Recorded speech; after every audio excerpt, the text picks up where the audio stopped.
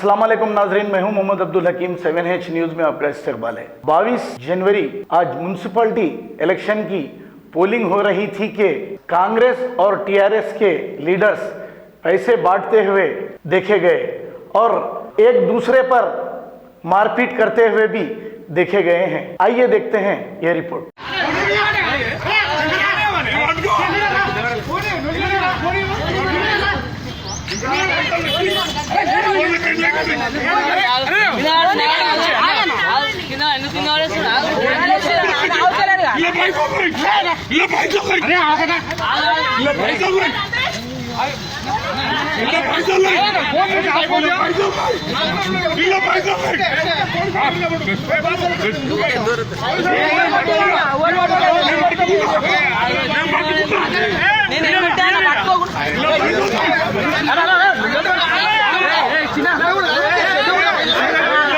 Germanton hospital orthopaedic से मुताल्लिक हर मरीज यहाँ शिफायाब।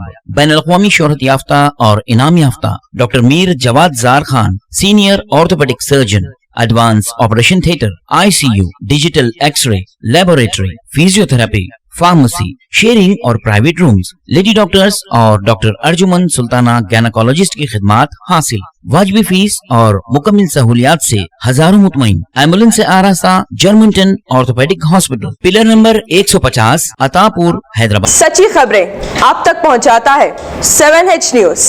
हकीकत जानिए, 7H न्यूज देखिए, लाइक कीजिए, शेयर कीजिए और सब्सक्राइब करना ना भूलें। 7H न्यूज, आपकी आवाज।